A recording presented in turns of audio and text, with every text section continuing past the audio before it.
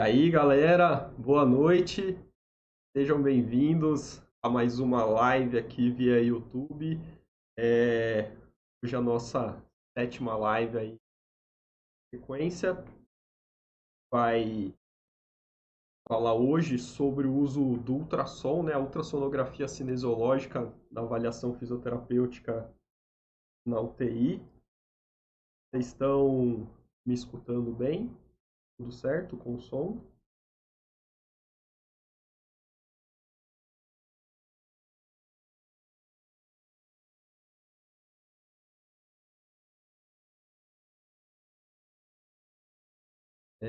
Se vocês estão acho que vocês estão me escutando bem, estou tendo um retorninho aqui já no meu YouTube.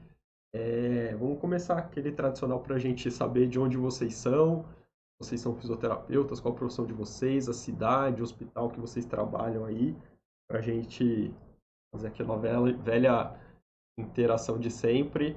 E daqui a pouquinho a gente já chama o Marcelo para participar aí com a gente. Já estou vendo algumas pessoas que estão sempre aí com a gente, né? A Camila tá sempre aí.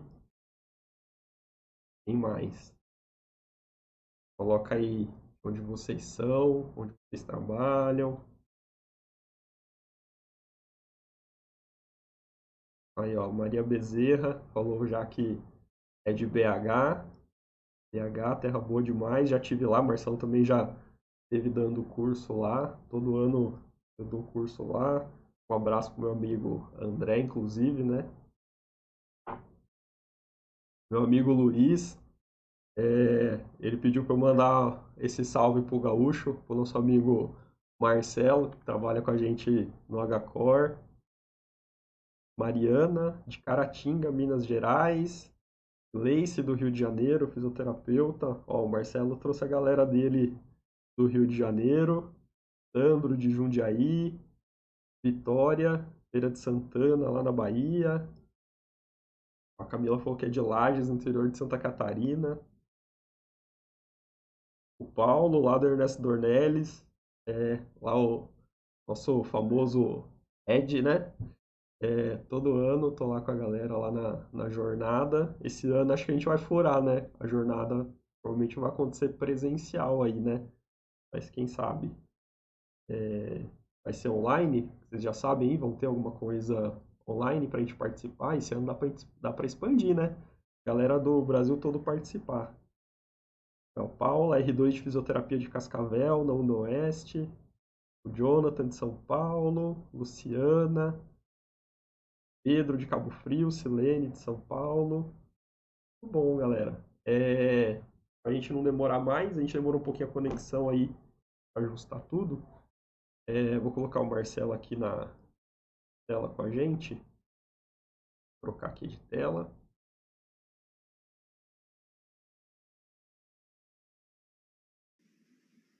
Aí, muito bem. Boa noite, meu amigo Marcelo. Você já está aparecendo aí junto com a gente. Seja muito bem-vindo. Muito obrigado aí por ter aceito o convite, tá participando com a gente hoje nessa live, passando um pouquinho aí de toda a sua experiência aí com o uso do ultrassom, meu amigo. Boa noite, meu amigo Igor. Está me ouvindo? Ouvindo perfeitamente. Que bom. Prazer, né, estar com você novamente aí, agora de forma online, à distância, trocar experiência, aprender também. E é sempre um prazer. Tenho acompanhado aí as lives, né, via live da Luana, falando do ECMO, do Isola. E só coisa boa no canal aí. Sempre um prazer participar e assistir vocês aí no canal.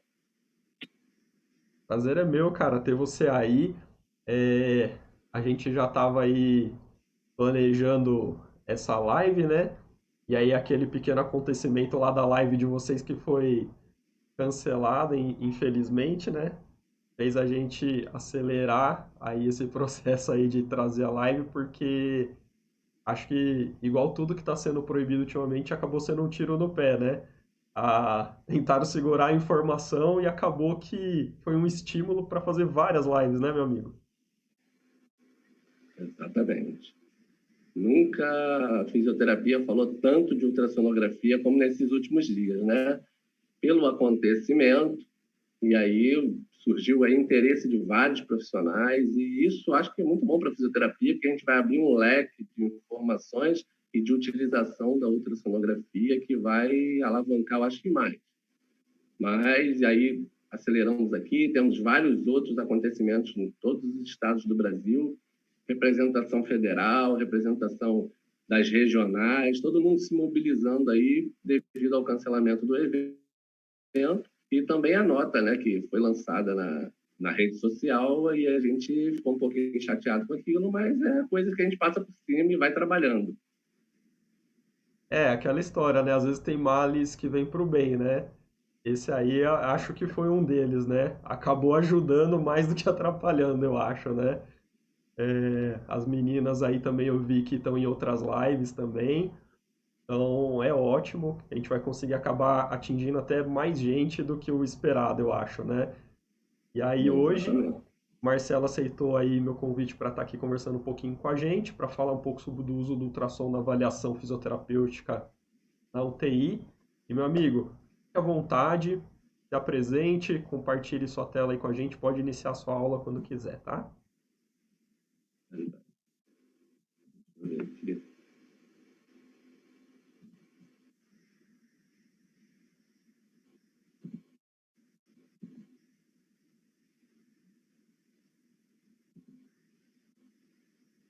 E aí, já está no modo apresentação? Ótimo, deixa eu colocar aqui menor. Então, me apresentar aqui para os colegas que me conhecem, né, e outros que não. Mandar um abraço para o Paulo aí, lá do Rio Grande do Sul, que sempre recebe a gente, veio aqui no Rio de Janeiro, gente boníssima. Meu nome é Marcelo Terra, eu sou fisioterapeuta do Complexo Hospitalar de Niterói e hoje também do Hospital Niterói DOR, aqui no Rio de Janeiro, e venho desenvolvendo aí o trabalho com ultrassonografia desde 2016 na unidade de terapia intensiva. E aí hoje aceitei o convite do meu amigo Ivens para falar da ultrassonografia cinesiológica na avaliação do paciente na unidade de terapia intensiva. Mas também quero estender isso aí para outros ambientes. Aí eu vou falar um pouquinho durante a live aí sobre essa possibilidade da gente avaliar o paciente no domicílio, na clínica, e aí a coisa vai se expandir aí pela live fora, tá bom? Então eu vou começar, pode começar, Ivens? Então tá.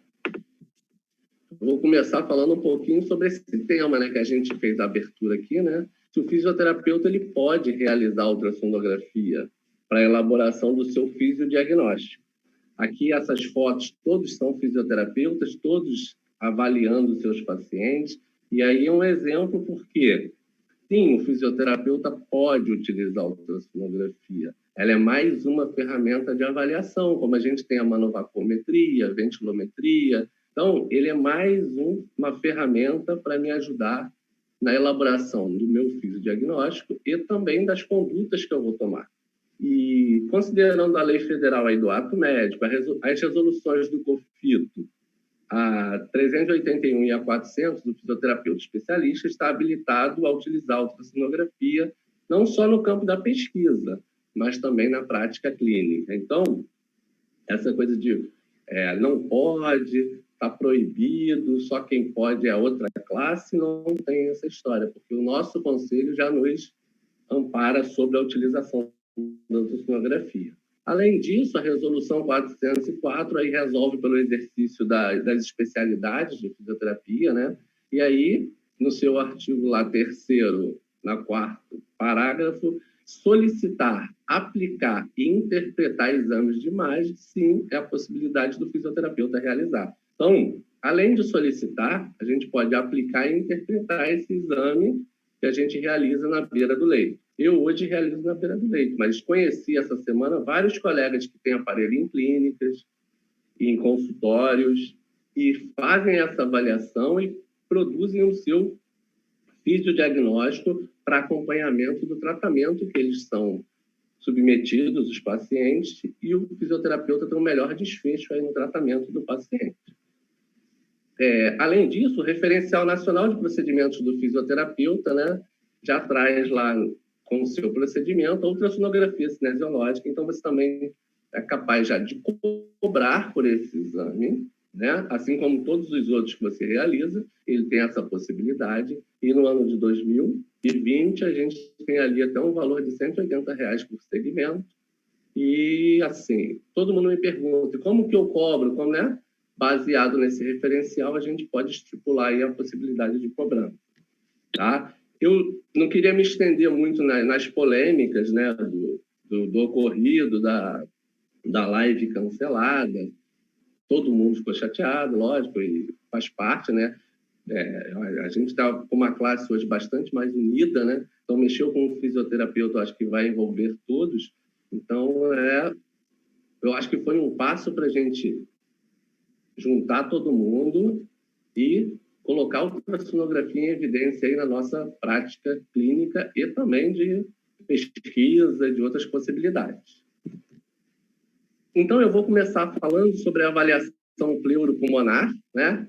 Eu vou falar de algumas possibilidades de avaliações, mas existem outras também que vou só citar. Mas acho que eu trabalho na unidade de terapia intensiva. A primeira é a pleuropulmonar, tá?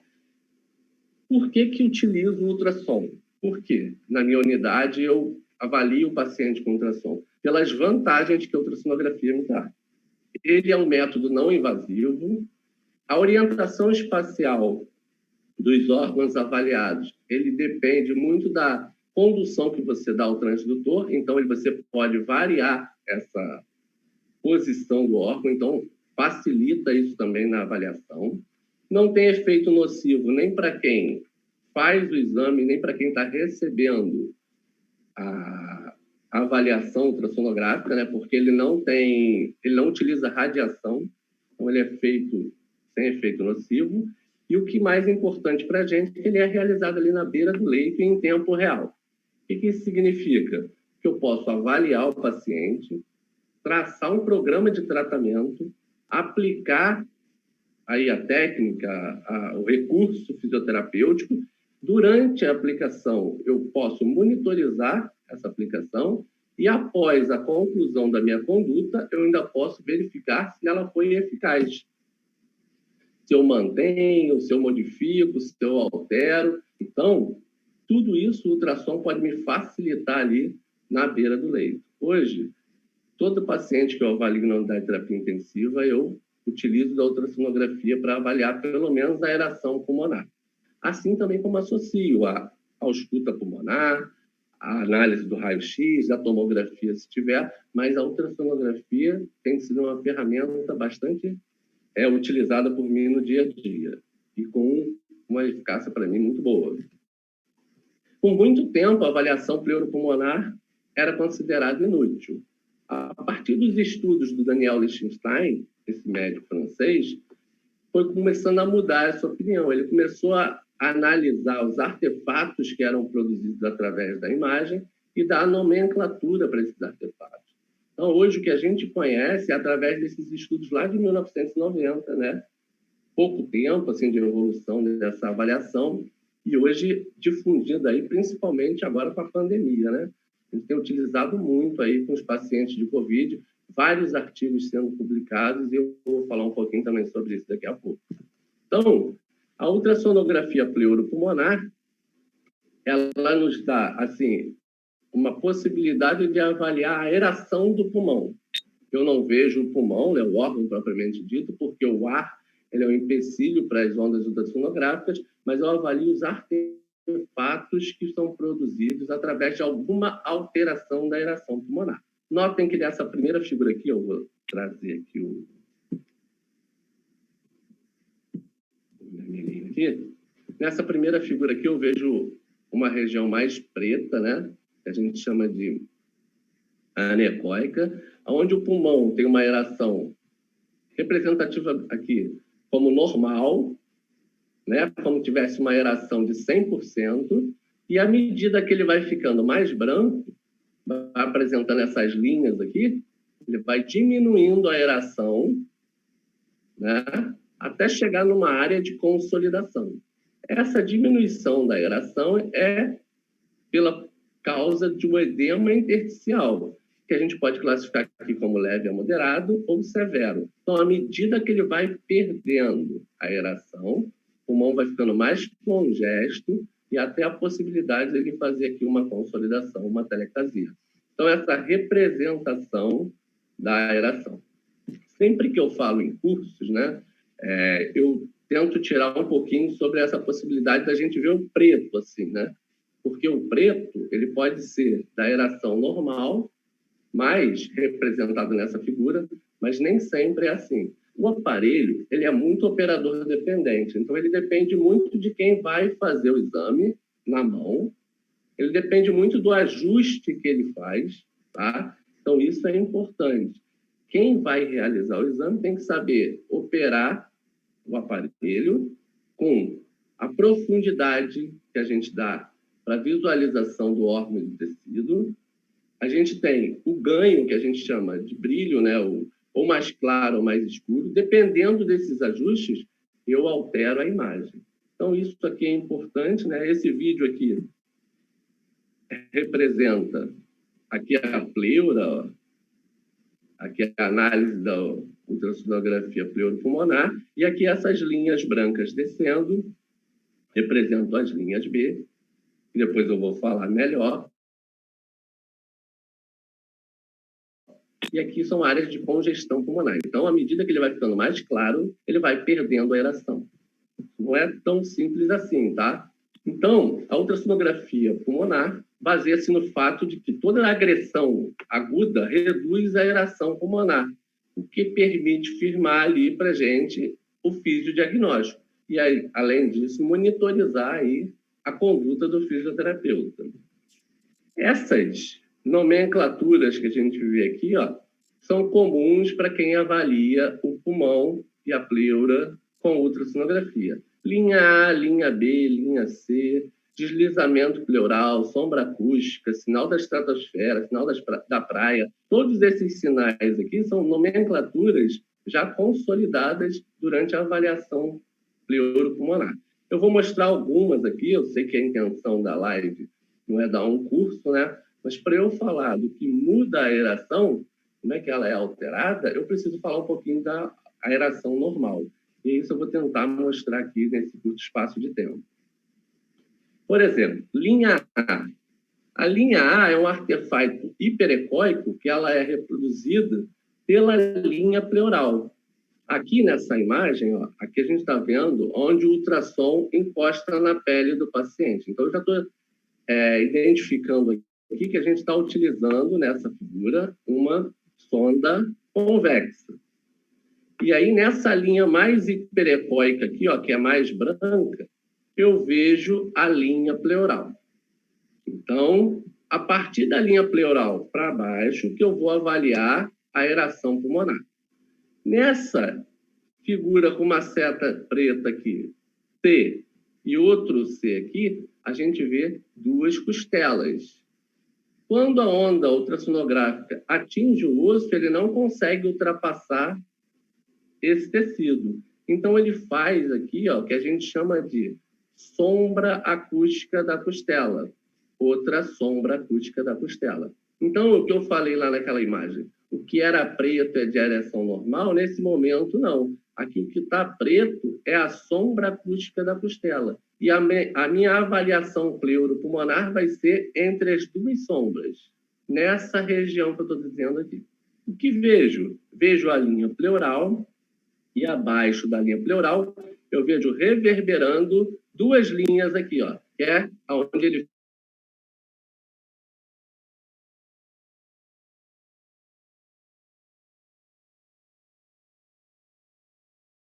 pulmonar normal, pulmão aerado, tá?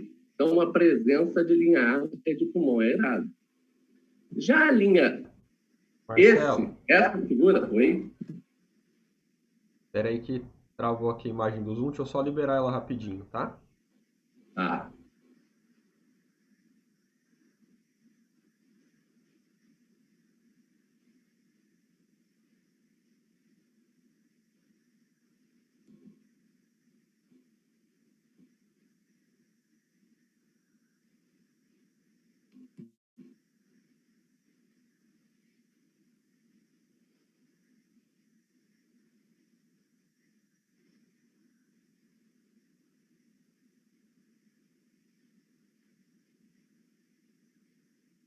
Estou te ouvindo. Para mim. Ah, é?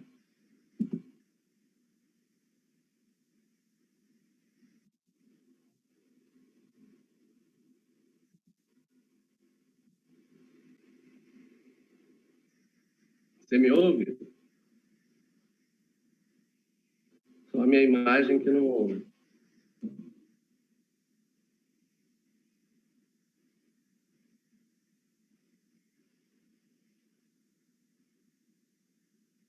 Eu aqui, ó. Tá mexendo.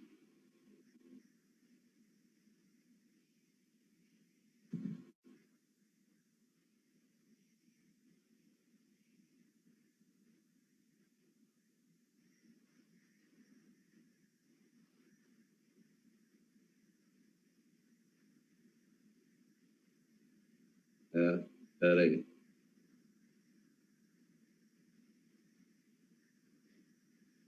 Eu... Será que foi minha câmera? Ela estava funcionando normal aqui.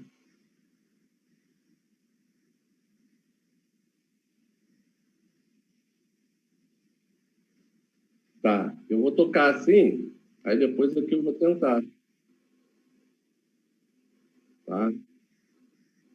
Porque a câmera estava funcionando normal. Tá? Então eu vou falando aqui, aí vou voltar lá naquele slide. Então, essa imagem que a gente vê quando a gente encosta o transdutor para avaliar o espaço entre as costelas e a aeração pulmonar, isso aqui o consenso diz que é o sinal do morcego, tá? Como se as sombras acústicas fossem as asas e essa região em cima aqui fosse a cabeça do morcego. É uma viagem, né? Difícil assim da gente ver ali esse morcego, mas é o que a gente estuda no dia a dia. Outro clássico é a linha B. A linha B agora é diferente da linha A porque ele muda o sentido. Ele não tem mais o sentido horizontal. Ele é vertical. Deixa eu tentar tirar esse negócio. Olha, ele está lento.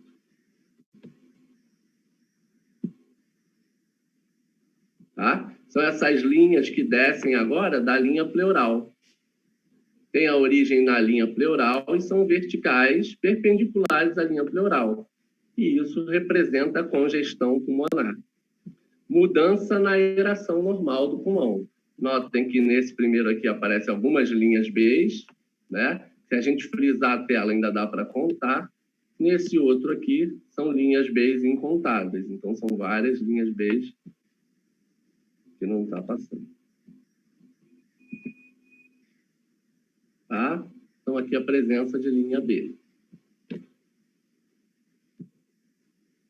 Outra coisa importante para a gente estudar é o deslizamento pleural. As pleuras sobrepostas, elas têm um deslizamento na ins e na expiração. E isso tem que ser visível quando a gente faz a análise torácica. Por quê? A presença do não deslizamento pode ser a avaliação de um pneumotórax, por exemplo. Né? Aqui nesse vídeo, a gente tem uma área com deslizamento e uma área sem deslizamento. Notem que nesse canto a pleura não desliza e nesse canto ela desliza. Aqui a gente chama de ponto pulmonar, onde é a transição entre a linha do pneumotórax, onde tem pneumotórax, e aonde ainda tem deslizamento pleural. Então, o deslizamento pleural é outro importante fator para a gente avaliar durante a avaliação pleuropulmonar. E aí esse pneumotórax foi detectado aqui no paciente. Tá? Outra coisa muito visível que a gente consegue identificar bastante com a ultrassonografia é o derrame pleural, ou efusão pleural, né? Aqui nesse vídeo a gente vê também o derrame pleural, que é essa área anecóica aqui, ou seja, essa preta área. Aqui eu vejo a linha do diafragma contraindo, abaixando o fígado, e o pulmão atelectasiado aqui, ó, nessa figura. Então, o derrame pleural é outro fator importante. Geralmente, a gente consegue expandir o pulmão, né? Com PIP, com ventilação não invasiva, né? Tenta aí melhorar a aeração pulmonar, mas dependendo do volume do derrame pleural, a gente não tem a efetividade da terapia. Então, detectando esse derrame pleural, a gente pode conduzir melhor a expansão pulmonar desse paciente. Nesse outro vídeo também é um derrame pleural, só que agora é um derrame pleural com conteúdo, né? Então, a gente vê aqui, ó, várias trabéculas, que a gente chama de derrame pleural trabecular. Esse era um paciente que estava traqueostomizado e toda vez que tirava ele do ventilador para ele passar os períodos fora de ventilação mecânica, ele não conseguia tolerar, porque o derrame pleural é tão volumoso que teve que primeiro chamar a avaliação da cirurgia torácica para depois conduzir o desmame da ventilação desse paciente. Então, são coisas que, quando a gente coloca um transdutor, a gente consegue identificar e melhor conduzir aí a terapia para o paciente. Uma coisa bem importante também, né, falando hoje em dia da Covid-19, aí, da SARA, é a consolidação pulmonar. Nesse vídeo aqui, a gente também vê aqui, ó, a linha do diafragma, aqui o fígado e aqui a base do pulmão. Esse preto aqui é a sombra acústica de uma costela. Nessa área aqui, ó, onde deveriam ter pleura, linha A, a gente vê esse conteúdo aqui dentro da base do pulmão. Então, são várias áreas hiperecóicas aqui, essas brancas. Entre elas, tem umas linhas pretas, que são os broncogramas aéreos. E aí a gente pode classificar o broncograma aéreo em estático ou dinâmico.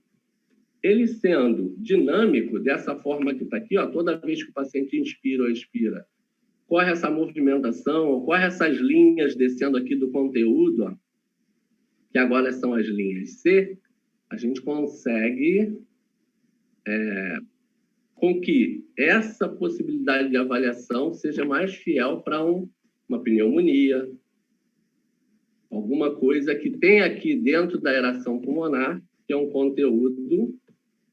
Eu não tô... Ah, tá, aqui, voltou. Tem um conteúdo aqui que ele mobiliza. Geralmente, quando esse broncograma aéreo é estático, a gente classifica melhor como atelectasia. Então, a gente tem os pontos brancos, né, as áreas hiperecóicas, mais estáticas. Mesmo no outro vídeo anterior que eu mostrei, esse aqui, ó, aqui a gente vê áreas com broncograma aéreo estático. A gente não consegue expansão, ó, o branco fica mesmo o paciente ventilando, ó, tá? Então, eu vou voltar para aquele. Outra possibilidade é na utilização do Collor para delimitar essa área de consolidação ou de atelectasia. Porque durante o uso do Collor, aonde não entra o ar, aonde não tem aeração pulmonar, ele não colore. Então, tem como uma possibilidade melhor da gente delimitar. Ano passado saiu um estudo falando dessa delimitação utilizado em pós-ópera de cirurgia cardíaca, que eles conseguiam avaliar melhor e conduzir melhor para melhora ou ver piora da área através do uso do Doppler, do Collor, né? É uma outra possibilidade. Esse estudo, ele compara o uso do ultrassom com o raio-x de tórax, né? Para a identificação aí do diagnóstico das complicações pulmonares no pós-ópera de cirurgia cardiotorácica. E ele viu que o ultrassom tem a possibilidade de detectar mais precocemente essas complicações do que o raio-x. E aí, ter uma eficácia maior no início do tratamento. Porque, identificando mais precoce, eu consigo tratar mais rápido esse paciente, né? Então, isso é importante. Nós fazemos um acompanhamento dos pacientes lá na unidade de terapia intensiva. Hoje eu trabalho com pacientes de cirurgia cardíaca. E esses pacientes, nos durante, assim, né, no pós-op imediato, a gente consegue avaliar com ultrassom e cerca de 60% dos pacientes evolui com atelectasia no pós-op de cirurgia. E aí a gente consegue identificar e indicar de forma mais efetiva o uso da ventilação não invasiva. Titulapip, que é utilizada, além disso, consegue suspender em tempo melhor, né? Às vezes o paciente já expandiu o tórax, já expandiu o pulmão e não tem mais necessidade de fazer ventilação não invasiva e a gente consegue tirar a conduta, né? Tirar lá dos rolos de procedimento que vão ser realizados e começar a fazer umas outras atividades para melhorar aí a sua funcionalidade também durante a internação. Esse outro trabalho, ele faz uma comparação entre a ultrassonografia pulmonar e a tomografia de tórax para o diagnóstico de consolidação. Então, ele reuniu lá, incluiu no estudo 285 pacientes, todos fizeram ultrassonografia, 204 foi negativo para pneumonia e 81 pacientes foi positivo para pneumonia. Desses 204, eles tiveram, depois todo mundo foi para TC, fazer tomografia, 189 foi o acerto e 72 foi o acerto, e ele concluiu que, sim, a ultrassonografia pulmonar é um método confiável para o diagnóstico de consolidação pulmonar, quando comparado com a tomografia de tórax, em pacientes com queixas respiratórias inespecíficas. Tá? Hoje, a gente trabalhando muito aí na pandemia, né? Covid-19, todas as unidades de terapia intensivas mobilizadas aí para receber esse paciente, e a ultrassonografia é uma ferramenta importante. Aqui mostram imagens de ultrassonografia comparadas com tomografia. Então, aquela linha B que eu falei, é comum a gente avaliar por campo uma ou duas linhas B e considerar isso como aeração normal. Como a gente vê aqui, ó, uma linha B e na TC a aeração normal. Já quando aumenta o número das linhas B, começa a piorar aqui, ó, a área de congestão pulmonar. Você já vê áreas mais congestas. Notem que essa figura foi retirada a imagem dessas setinhas pretas, então ele não está vendo aqui a consolidação, o broncograma aéreo, né? Ele está vendo aqui mais a periferia anterior. E nessa figura, quando ele vê as linhas B em maior quantidade e com pouca possibilidade ainda de você quantificá-las, a gente chama isso de linha B coalescente. Essas linhas B coalescentes representam o que ele mostra aqui para a gente, ó, o vidro fosco na tomografia. Essa palavra vidro fosco, a gente tem ouvido falar aí bastante, né, na avaliação quando a gente analisa aí o tórax do paciente com Covid-19. Então, o vidro fosco é um sinal clínico característico lá da PC e representa aí uma piora da aeração. Protocolos de avaliação do paciente. Eu vou falar aqui de dois, existem alguns, né? Outros N aí, protocolos, mas eu vou falar primeiro do protocolo BLUE, que, idealizado por Daniel Lichtenstein, utiliza 3 pontos do tórax de cada lado, ou seja, esse protocolo ele foi criado para ser de forma rápida, efetiva do fisioterapeuta realizar ele em 2 minutos na sala de emergência, por exemplo. Então, região antero-superior, região antero-inferior e a lateral, que a gente chama de place point. Tá? Então, o que esse protocolo nos traz de efetividade? Eu gosto muito de utilizar ele quando eu vou ver o paciente na emergência. Primeiro aqui ele fala para a gente se tem ou não o deslizamento pulmonar, pleural, né? Então, se ele está presente, se ele está diminuído ou abolido. E nessa avaliação, na presença de linha A, linha B, linha C, linha AB, isso tudo aqui pode me fazer um diferencial na avaliação do paciente quanto ao diagnóstico para eu fechar. Por exemplo, normalmente o fisioterapeuta ele não está 24 horas na emergência. Tem lugares que tem lugares que você é solicitado quando chega alguém com dispneia.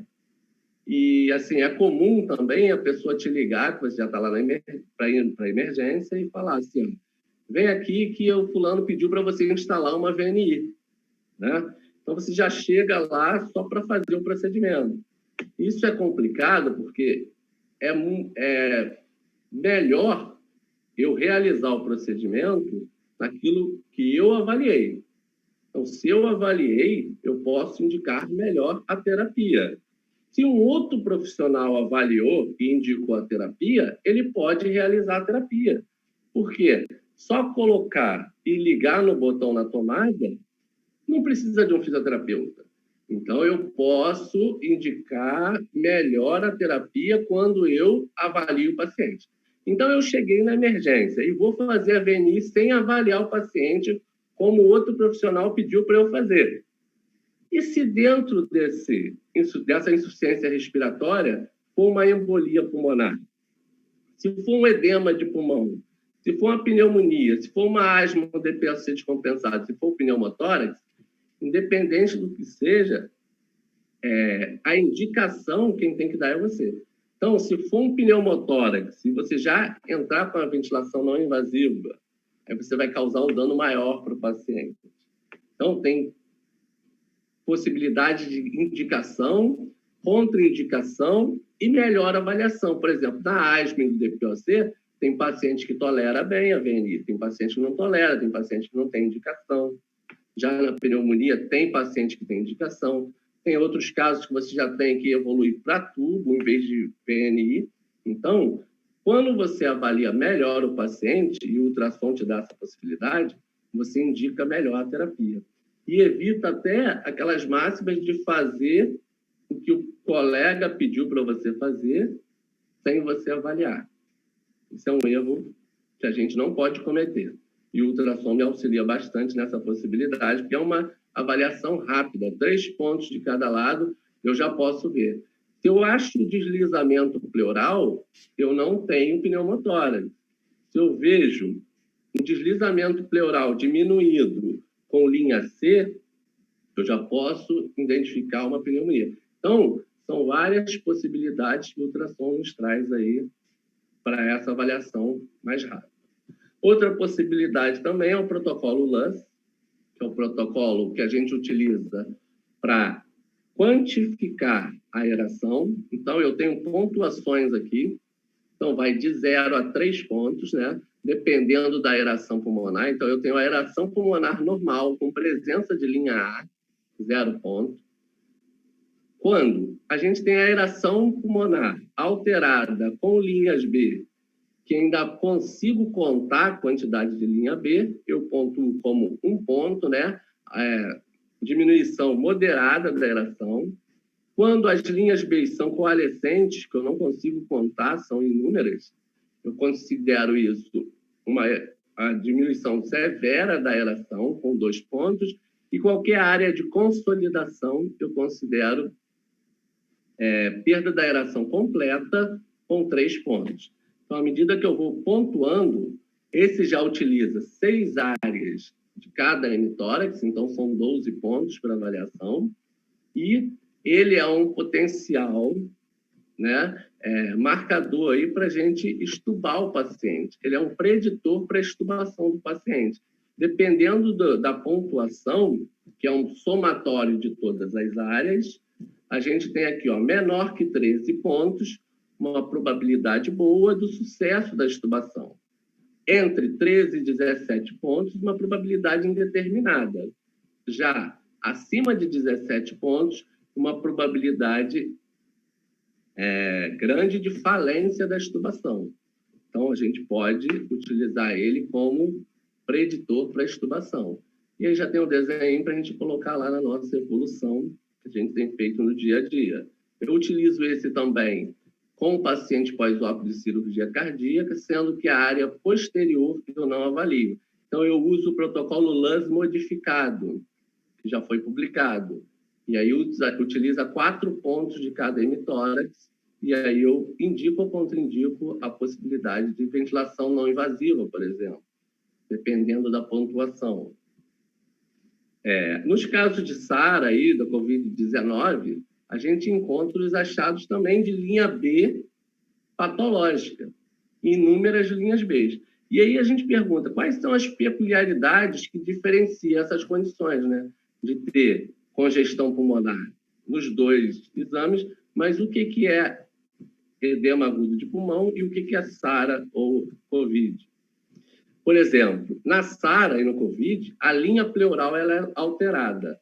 Além de espessada, ela não tem essa continuidade que a linha pleural tem normalmente. Então, aqui, ó, ela é toda fragmentada. Aqui, ó, ela tem um pedaço que foi desmembrado aqui, ó, que falta aqui um pedacinho.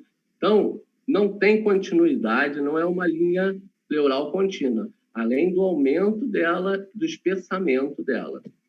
Outra condição, quando a gente avalia, muito comum no Covid-19, são as áreas polpadas. Então, a gente está vendo aqui, ó, área de vidro fosco, né, com linha B coalescente, e no meio das duas tem uma área com linha A aqui, ó. Então, essa área está polpada, essa tem a aeração normal. É aqueles pontos que a gente vê o vidro fosco regional, né? Só em alguns pontos, ele não pega a área toda, fica só na região, predominantemente na região anterolateral e na periferia da imagem quando a gente olha a ultrassonografia, a tomografia. Outra coisa importante também são as consolidações subpleurais. Importante de avaliar. Na COVID também aparece. Esse aqui é um vídeo que eu fiz de um paciente, onde eu vejo aqui, ó, várias áreas de consolidação. Aqui é um derrame pleural pequeno e aqui várias áreas de consolidação subpleurais. Tá? Esse é um outro caso clínico, um paciente que interna com essa tomografia, ficou internado por 15 ou 18 dias e, quando saiu, fez uma outra tomografia. A gente vê a melhora aqui da aeração no paciente pós-Covid-19. Notem aqui as áreas de vidro fosco, né? Na periferia, aqui lateral, ó, sempre perto da pleura. Aqui uma área de consolidação mais na base posterior. E aqui eu fiz a imagem na internação com as áreas de vidro fosco, bastante linha B, e aqui no pós, antes dele sair. Então, é um exame que nos orienta bastante, principalmente para avaliação pleuropulmonar. Esse é o mesmo paciente, com uma linha pleural bem espessada, com as áreas de consolidação subpleurais e com a presença de linha A aqui na área polpada. Tá? Todas as características a gente conseguiu observar nesse exame. Esse artigo fala de por que, quando e como utilizar a ultrassonografia durante a Covid-19, né? São vários especialistas aí e é um bom artigo para a gente ler e conduzir aí. E ele pergunta, por que utilizar? Por quê? Por causa de todas as vantagens que o ultrassom pode nos trazer. Não utiliza radiação, realizado à beira do leito, evitando o transporte desse paciente para outras unidades. Às vezes a tomografia está num outro prédio, está num outro ambiente, e você vai expor vários profissionais de saúde, né, durante aí esse transporte, a contaminação, se o paciente foi desacoplado do ventilador, aí tem um ventilador de transporte que comporta o filtro EPA, tem outros que não comportam. Então, é um distúrbio, é uma coisa ruim trazer esse paciente para fora do ambiente da terapia intensiva. Então, a ultrassonografia nos ajuda e auxilia bastante nesse momento. Outra coisa, a gente vê a evolução desse paciente, né? Durante o curso da doença, se está melhorando, se está piorando. Então, os desfechos aí dos fenótipos, né? Que evoluiu de um fenótipo L para o H, e aí também dá para acompanhar essas possibilidades. Quando fazer, né? Até foi uma pergunta aí de uma live anterior que eu fiz, o colega. A gente pode fazer com o paciente com suspeita de Covid? Aí fica naquele dilema o seguinte, o cara compra um oxímetro, leva para casa e fica. não tem sintoma nenhum, mas fica verificando a saturação todos os dias. Não é recomendado você fazer exame para quem é assintomático. É recomendado para quem tem os sintomas, né? Tem dispneia, começa a sentir esforço, cansaço, e aí você realiza o exame. Você pode fazer no domicílio, esse artigo orienta a gente a fazer domiciliar, na emergência, ambulatorial, quando o paciente vem da emergência, mas não tem um quadro muito grave, vai interna num quarto, por exemplo, na enfermaria, ou na unidade de terapia intensiva. Na unidade de terapia intensiva, onde a gente utiliza mais, a gente tem a possibilidade aí de acompanhar esse... Oi? Durante a ventilação mecânica, para titulação de PIP já tem sido utilizado bastante, para recrutamento alveolar. Então, para todas essas possibilidades, o ultrassom pode nos ajudar. Lógico que ele não é uma ferramenta para utilizar só ele. Tem outras possibilidades que a gente tem utilizado também no dia a dia, até mesmo quem não tem ultrassonografia. Então, é mais uma possibilidade da gente utilizar para um exame complementar à beira do leito. E como, né, utilizar? Também a gente está utilizando aí, avaliando as 6 áreas do hemitórax, de cada hemitórax, então, com aquelas pontuações, né, de 0 a 3 também, respeitando aquelas pontuações. E, muito importante, a área de avaliação. Por quê? Hoje a gente fala assim, qual é o ponto que eu encosto o transdutor? O ideal é varrer o tórax todo. Você divide ele em regiões, mas por quê? A área de vidro fosco, ela pode estar um pouquinho mais ao lado. Então, se você não passar o transdutor ali, você não vai ver.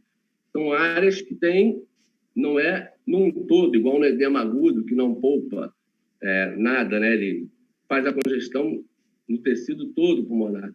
Já no Covid-19, você tem áreas focais de vidro fosco. Então, isso também é a importância de varrer o hemitórax todo e fazer as pontuações para ir acompanhando a evolução desses pacientes. Assim, eu utilizo bastante ultrassom no paciente em prona. Por quê? O paciente em prona não faz raio-x. Ninguém levanta o tórax do paciente em prona para botar uma placa embaixo e fazer raio-x. Ele também não é conduzido para tomografia, só se despronar. Então, acompanhar o paciente em prona é importante. E hoje a gente está vendo aí os pacientes ficando com um período maiores de prona. A gente tem pacientes aqui no hospital com 24 horas de prona, 30 horas de prona. Então, acompanhar a evolução desse paciente é importante quanto à aeração pulmonar. E o ultrassom, através desse segundo artigo aqui, ó, que propôs ver se ele era efetivo para a avaliação da prona, e concluiu que sim, pode ser efetivo para a prona, ele tem sido feito aí em bastantes centros que acompanham esse tipo de paciente. Gosto muito também, agora já entro mais na sua área, né, que apesar que você é fisioterapeuta, você trabalha com todas as áreas, né? Você fala muito sobre mobilização precoce, mas o seu conhecimento é geral em tudo. A gente sabe que você trabalha com pediatria, né, com paciente adulto, jovem, idoso. Você está aí com as suas ideias de formular aí os conhecimentos e a prática do paciente pós-internação na UTI, para você ver em casa, né, fazer um grupo de especialistas para isso. Esse paciente precisa muito. E aí você acompanha desde o estado nutricional dele, né? Então, o fisioterapeuta é uma gama. Assim, trabalho só com respiratória? Não, eu sou fisioterapeuta, trabalho com neurológico, com cardiológico, com tudo, né? Então, mas a avaliação muscular é fundamental para o fisioterapeuta. Eu vou falar um pouquinho aqui sobre cada uma delas, tá? Só para não me aprofundar muito, para não ficar muito extenso o assunto, mas esse artigo me traz a possibilidade de fazer avaliação além pleuropulmonar, né, que eu falei anteriormente, mas dos músculos responsáveis pela respiração. Aqui, nesse primeiro momento, o diafragma, né, que eu vou falar. Aqui, os músculos intercostais.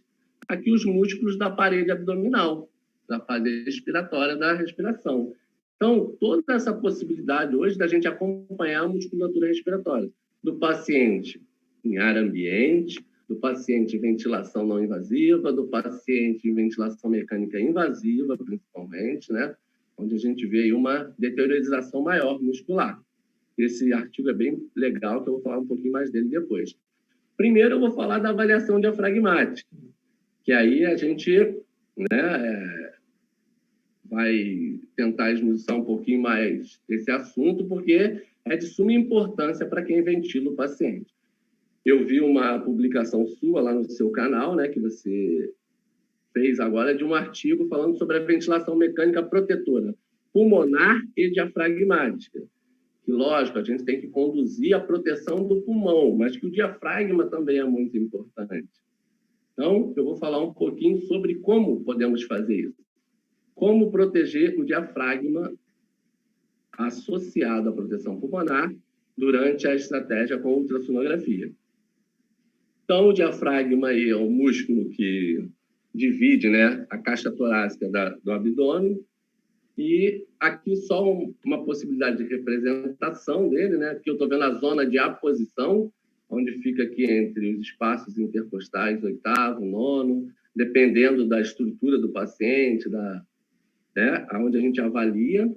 E a outra é a possibilidade de avaliar a cúpula diafragmática, onde ela melhor se mobiliza. Então, a gente vê aqui fase inspiratória e expiratória, e eu vou tentar falar um pouquinho sobre ela. Então, como podemos acompanhar a mudança diafragmática com ultrassom à beira do leito?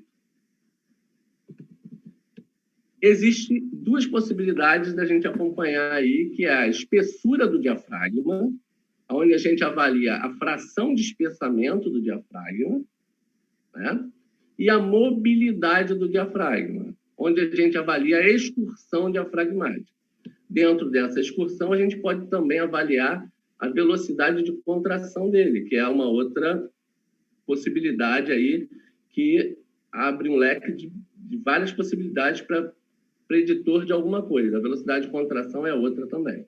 Aqui eu tenho uma figura do diafragma, eu vou falar um pouquinho melhor sobre ele, e aí eu vejo aqui uma fase inspiratória, quando ele aumenta o seu volume, e uma fase expiratória, quando ele encurta.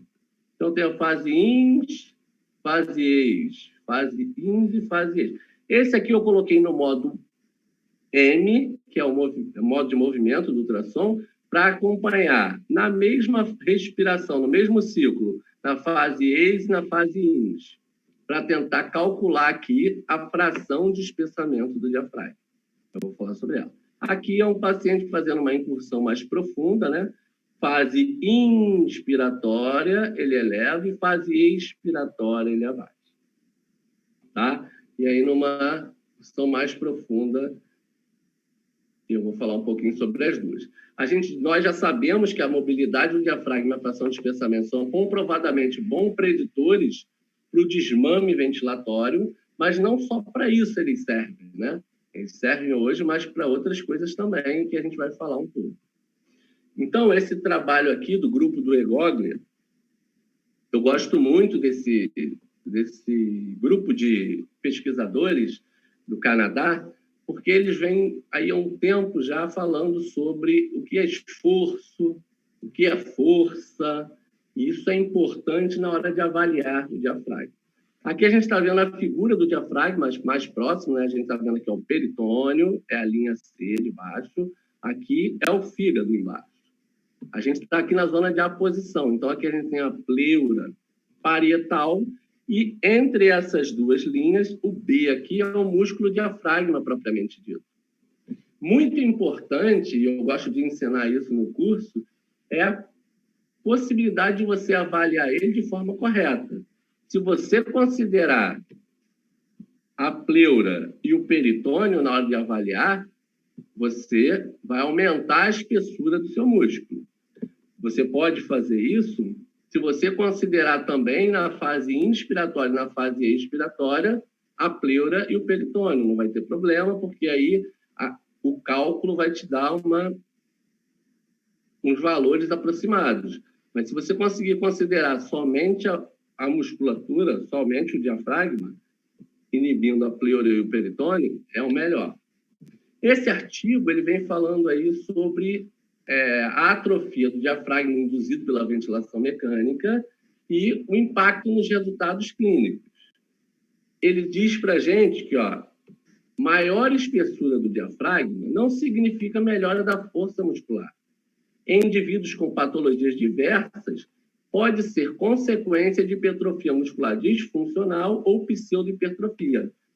Por exemplo, o paciente com sepsis, ele tem um aumento do volume muscular, mas não por hipertrofia, mas por acúmulo de líquido, né? Processo inflamatório, processo infeccioso, tudo isso gera aumento do volume muscular, mas não por aumento de força, não por trofismo. E o diafragma também, a gente tem que lembrar que é um músculo estriado esquelético. Ele também pode aumentar seu volume ali, a sua espessura, mas não necessariamente ganhar força com aquilo. E aí, esse aqui é o vídeo de um diafragma que eu fiz lá no hospital. Aqui é a linha do peritônio e aqui é a linha pleural. Esse músculo, inspirou, ele aumenta o volume, expirou, ele volta à sua espessura normal. Então, eu posso avaliar ele, se ele está mais forte, se ele está mais fraco, durante a condução. Se ele está fazendo esforço, e isso eu vou mostrar aqui um pouquinho. Esse aqui, é aquele músculo, eu joguei ele no modo M, e aí ele está passando aqui embaixo. Eu vejo aqui a primeira fase, que é a expiratória, ele tinha 0,19 centímetros, e na fase inspiratória ele foi para 0,24 centímetros. Eu joguei na fórmula do DTF e identifiquei que ele tem um DTF de 26%. Isso está dentro dos limites normais de contração do músculo. Por quê? É considerado hoje disfunção do diafragma o músculo com DTF menor do que 20%. E o músculo que contrai acima de 30% já pode estar começando a ser caracterizado um esforço ventilatório. Então, ele está na zona ali de conforto do paciente, onde o paciente contrai, gera volume corrente, sem esforço ventilatório e sem disfunção do diafragma. Esses valores, aí, a gente vai ter que estudar um pouquinho melhor, porque depende de cada situação, tá? Aí, no estudo, aquele estudo, voltando a falar com ele, que ele tinha o objetivo de determinar se a atrofia do diafragma desenvolvida pela ventilação mecânica podia levar a uma ventilação mecânica prolongada. E aí ele avaliou isso através do esforço inspiratório com o DTF, com outras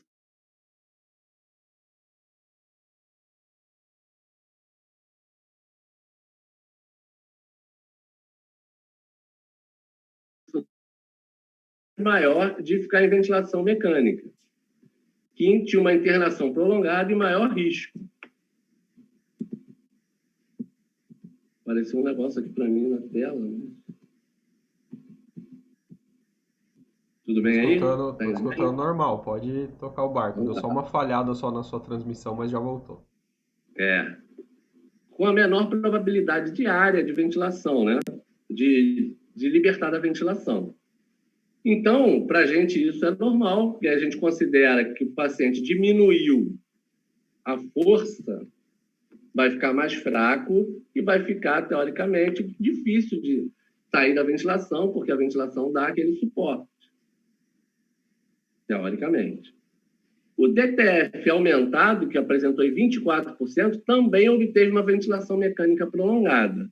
Aí nos faz pensar, o paciente ficou fraco, diminuiu a possibilidade, mas os pacientes que aumentou, que ficaram fortes, também diminuiu essa possibilidade, porque, na verdade, o que ele diz que o DTF diminuído está relacionado com expiração de baixo esforço, ou seja, aquela que a gente dá a pressão de suporte muito elevada.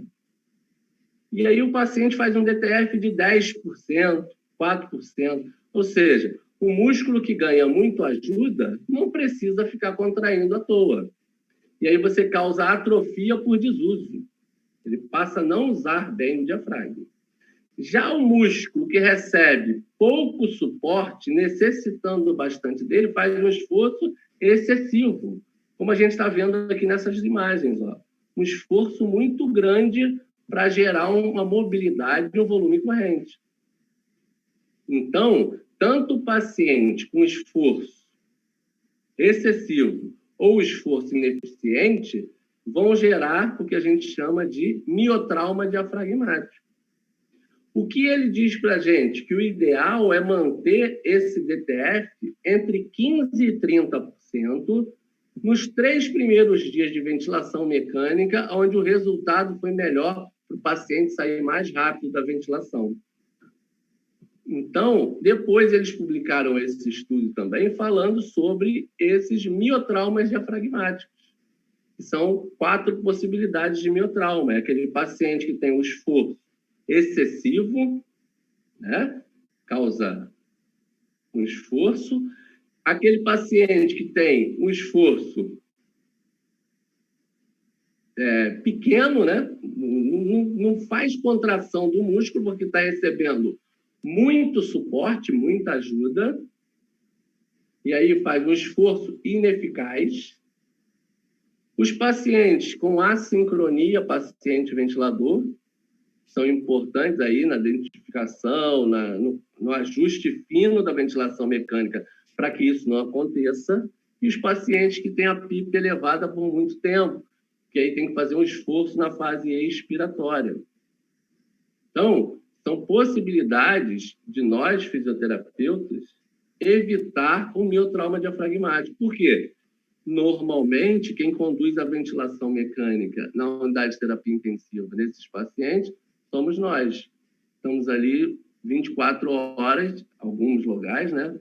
Outros lugares só 18 horas, outros nem isso, para ventilar bem o paciente e tentar, durante aquele período, ajustar a ventilação do que for preciso. As assincronias paciente-ventilador, a gente vê aí falar muito, né? Muitos colegas debatendo sobre o assunto, e é importante aí para o fisioterapeuta na condução da melhor ventilação. Outra possibilidade, né, que eles trazem para a gente também é a utilização do ultrassom para prevenção da disfunção do diafragma. Então, avaliar bem o diafragma durante a condução da ventilação mecânica, muitas vezes inibe a disfunção do diafragma. Talvez não só em ventilação mecânica, mas aquele paciente que já está no leito, já está iniciando um esforço, iniciando a musculatura acessória, está sinalizando, quando a gente vê a musculatura acessória, está sinalizando que já tem um esforço excessivo da musculatura principal. E será que quando que foi iniciado esse esforço do diafragma? Para depois a gente começar a usar a musculatura acessória. Se a gente fizesse uma avaliação ultrassonográfica rotineira nos pacientes com insuficiência respiratória, talvez a gente conseguisse detectar mais precocemente também esse aumento do esforço do diafragma. E aí já entraria com as condutas ou alguns recursos do fisioterapeuta para melhorar essa possibilidade. Esse artigo do ano passado, eles falam exatamente sobre a ventilação mecânica protetora do diafragma. É aquilo que a gente vinha falando, evitar que o paciente fique com esforço inspiratório excessivo ou insuficiente. Então, fazer muito esforço ou fazer o esforço ineficaz, ele potencializa aí o miotrauma diafragmático. Então, tudo que nós pudermos fazer para melhorar a condução da ventilação é importante. Esse artigo é bem interessante, que ele cita não só a ultrassonografia, mas também outras possibilidades de avaliar essa disfunção do diafragma durante a ventilação. E a ultrassonografia é importante, a P01 é outro dado importante. Eles falam também da pressão do balão, né, intraesofágico, mas são recursos que a ultrassonografia, por exemplo, está ali na beira do leito, você pode fazer. A P01 não são todos os ventiladores mecânicos que traz essa informação para calcular. Então, a ultrassonografia é uma ferramenta importante para isso. Aqui ele dá exemplo de um paciente com DTF aqui embaixo do diafragma de 150%, ou seja, fazendo muito esforço. Aqui um DTF de 4%, fazendo esforço nenhum. E aqui tentando ficar dentro da faixa de normalidade, que 38% já está também um pouquinho mais elevado do que o que ele considera normal, entre 15% e 30%. Esse é um vídeo de um paciente lá que internou lá no hospital, né? Aqui a gente vê o fígado aqui embaixo e aqui é o tórax. Então, eu tenho um derrame pleural e aqui tem uma ascite. Então, essas duas áreas anecóicas aqui. O diafragma é esse músculo que está aqui, ó. Toda vez que o paciente inspira, ele deveria empurrar o fígado para baixo. Notem aqui o movimento paradoxal do diafragma. O diafragma sobe toda vez, ó. Como ele está aqui nesse mareado de líquido para os dois lados, ele está até meio abobalhado, né? A tensão dele é reduzida, então ele fica ali naquele movimento ali igual mola. Toda vez que o paciente inspira, o diafragma sobe. Então, aqui é uma clássica avaliação do movimento paradoxal do diafragma. Num vídeo bem legal que a gente conseguiu detectar. Outra possibilidade de a gente acompanhar o nosso paciente é durante o treinamento muscular inspiratório. Muito disseminado agora na nossa área, né?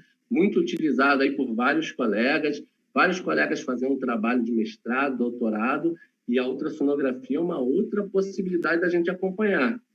Tanto o esforço, quanto o ganho de força, quanto o ganho de trofismo. Existem essas possibilidades da gente acompanhar a espessura do diafragma, a melhora da mobilidade, a geração do volume corrente através da melhora da mobilidade. Então, tem essas possibilidades também.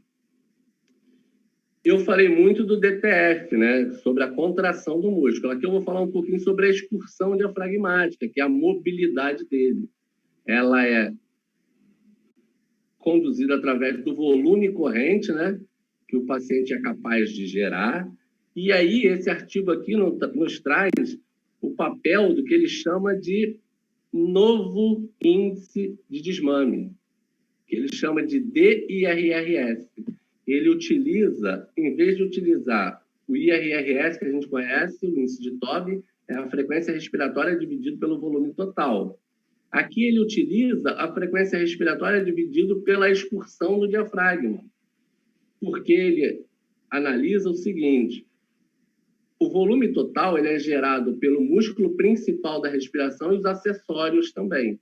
Já a excursão do diafragma, ele consegue analisar somente a mobilidade que o diafragma faz para gerar esse volume corrente. Então, ele cita até que esse índice é um pouco mais acurado do que o próprio índice de Tobin para avaliação do desmame da ventilação, tá? Como preditor de desmame da ventilação. É um artigo bem legal, que tem umas fórmulas, e tem como a gente fazer tudo isso utilizando a ultrassonografia, e a gente aprende isso quando vê no curso. É bem interessante, bem legal. Aqui é um vídeo que eu fiz aqui no hospital, tá? Onde eu mostro a mobilidade do diafragma e vejo aqui, ó, fase ins, fase ex, fase ins, fase ex. E aí eu estou analisando a mobilidade. Esse paciente tinha assincronia. Notem que agora ele faz uns disparos verticais, ó. Ele não consegue gerar a mobilidade adequada para gerar o volume corrente. Naquela hora ali, se você agora está no modo B, eu boto o modo B aqui em cima, ó, notem, ele está fazendo a mobilidade, ó, o diafragma está empurrando o fígado e voltando. Inspirou, expirou. Nesse momento ele não vai, ó, ele contrai, mas não faz a mobilidade. Então, isso é uma possibilidade de avaliação de assincronia com o paciente ali detectado pelo diafragma. Esse aqui é um caso clínico bem interessante de uma paciente em pós-op de cirurgia cardíaca que, assim, nesses 10 anos que eu venho trabalhando com esses pacientes, foi a primeira paciente que evoluiu para traqueostomia. A gente não conseguiu desmamar ela e fazer aquela extubação rápida que a gente vê do paciente de cirurgia cardíaca, né? Chegou do centro cirúrgico, começou a acordar, a gente puxa o tubo e o paciente já vai avaliar para tirar do leito, para fazer VNI ou qualquer conduta. A gente não conseguiu fazer e a paciente ficou 15 dias em ventilação e evoluiu para traqueostomia. E depois a gente foi fazer a avaliação, depois tentando colocar ela em desmame ventilatório, né, tirar, E aí eu fiz a avaliação diafragmática, notem que aqui, ó, era para ser a mobilidade do diafragma direito, da hemicúpula direita do diafragma. Aqui, ó, ela faz até um movimento paradoxal, em vez dele subir, estava descendo. Aqui já tinha no lado esquerdo, pesado, ó, faz a ins, rapidinho faz a ex, ins e ex, tá? Mas tem uma mobilidade próxima do normal, normal aqui, nesse caso, porque hoje a mobilidade considerada normal é acima de 1 centímetro de mobilidade, tá? Abaixo de 1 centímetro a gente já caracteriza como uma disfunção da mobilidade diafragmática. E aí eu fiz o vídeo depois da paciente ainda em ventilação. Notem que aqui, ó, na hemicúpula esquerda, ela contrai. Só que a direita, onde foi a incisão, que foi inframamária, porque ela já tinha feito uma troca valvar anterior, não tem essa mobilidade. Deixa eu tirar o som. Tá?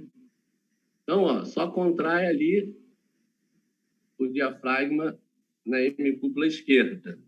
Essa paciente deu um trabalho bastante legal para a equipe, foi a que a gente gosta de fazer, né? Então, começamos a reabilitar, colocar a paciente aí para andar, ainda tracostomizada, ainda em ventilação mecânica. A gente andava com ela na unidade de terapia intensiva porque a gente não tem muita expertise de fazer o treinamento muscular inspiratório ainda. Mas o que a gente fez? Fisioterapia motora, começamos a incentivar pacientes na marcha, trabalhar essas questões todas de fisioterapia, fortalecimento, e aí a paciente saiu de lá sem necessidade de ventilação mecânica, já com a cânula metálica, e foi internada numa clínica de transição, que eles chamam, né? E foi, até por questões outras, ela teve alta do hospital e foi bem, tá? Mesmo ali com a adaptação diafragmática unilateral. Outra possibilidade de a gente avaliar músculo respiratório são os músculos intercostais, que aí vem crescendo aí a possibilidade de a gente avaliar ele durante a ventilação, né? Os músculos acessórios da respiração e vários artigos contemplando aí já essa possibilidade de avaliação associada ao diafragma, que é fácil de avaliar, e os outros músculos que a gente vê, né, aí de avaliação apendicular, dos membros superiores e membros inferiores. E aí temos a possibilidade de avaliar a espessura do músculo, né, a área de secção transversa do músculo, a ecointensidade do músculo e o ângulo de penação, ou ângulo do fascículo.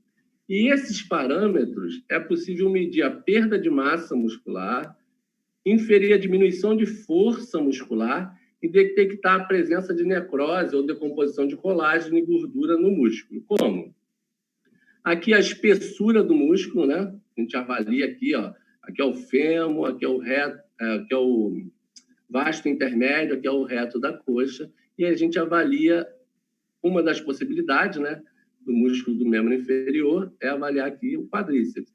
Pode avaliar só o reto, pode avaliar o reto e o vasto intermédio, né? Outra possibilidade é o ângulo de penação, né? Quanto maior o ângulo, quanto maior a gente vai vendo a evolução da abertura do ângulo, menor é a possibilidade de contração no tendão. Então, ele vai perdendo força à medida que ele vai aumentando o ângulo de penação. Isso a gente faz um acompanhamento aqui na unidade com um paciente que interna para transplante de medula, que aí eles chamam da pega do transplante, fica um período internado de 28 a 30 dias no hospital, e a gente vem acompanhando o ângulo de penação desses pacientes.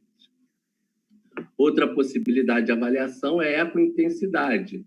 A ecointensidade trabalha aqui com o histograma, né, de pixels de 0 a 255. À medida que ele se aproxima do preto, melhora a qualidade do músculo, mas como ele vai se aproximando do cinza e do branco, piora a qualidade muscular, e aí é o que a gente fala do depósito de colágeno de gordura, né, com a perda da fibra muscular, piorando aí a qualidade muscular, e a gente pode acompanhar isso também no paciente. Além da área de secção transversa, que aí a gente avalia aqui a espessura muscular também, conforme ele vai evoluindo aí. A gente também pode fazer a área de secção transversa com a ecogenicidade ou ecointensidade. Então, possibilidades de avaliação que a gente pode fazer na unidade de terapia intensiva. Esse é um trabalho interessante, né, que ele vê aí a ultrassonografia na avaliação na UTI dos músculos periféricos. Então, ele dá aqui para a gente uma possibilidade de um protocolo, né? Então, admissão na UTI, ultrassom muscular. Aí ele vê aqui, ó, a espessura, a área de secção transversa, a intensidade e o ângulo de penetração. Aí avalia o cognitivo do paciente, vê se ele responde, se ele tem um RAIS diferente de 0 ou tem um RAIS igual a 0. Então, um RAIS igual a 0, ele pode fazer aí os testes musculares. Então, ele tem aqui, ó, o MRC, né? Avaliação da UTI, de fraqueza. A outra possibilidade é diferente de 0, o paciente não é um bom respondedor, né? Então, tem aquele paciente que tem o RAIS -5, -4, -3, -2, que não tem assim, uma interação adequada com o examinador, pode começar a fazer a avaliação da ultrassonografia nessas 4 possibilidades que eu falei e acompanhar aí. Eu também gosto muito, assim, o suporte metabólico, ele está falando aqui embaixo, né? Então, associar essas avaliações com as outras áreas, com a área da enfermagem, com a área da nutrição, com a área médica e fazer do seu fisiodiagnóstico o melhor diagnóstico para o paciente. Porque o paciente é um todo, né? Então, avaliar melhor e ter o conhecimento do todo fica melhor para a gente evoluir com esse paciente. Esse é um trabalho do grupo de pesquisas do Einstein, né, que é bem interessante. Eu vi aí a palestra do Rogério Dib, da Carla, e aí, falando sobre a ultrassonografia e a utilização lá com eles no dia a dia. Esse trabalho ele fez uma avaliação da ultrassonografia à beira do leito como ferramenta prática para avaliação da massa muscular, né? Então, ele tem aqui, ó, 3 médicos, 3 nutricionistas e um fisioterapeuta foram avaliados e ele viu que existe correlação boa entre especialistas. Então, o profissional bem treinado, com prática na atividade e o uso no dia a dia, né, como uma ferramenta de trabalho, ele pode sim realizar essa avaliação sem muita dificuldade. Lógico que a dificuldade inicial é do aprendizado, do manejo do aparelho, da posição do transdutor, tudo isso interfere na imagem. A inclinação do transdutor, o ganho, a profundidade, tudo isso altera a imagem. Então, a expertise de quem avaliar é muito importante. E não só do avaliador de hoje, da equipe, porque eu posso avaliar com um ganho hoje, meu colega avaliar com um ganho amanhã, não serviu para nada.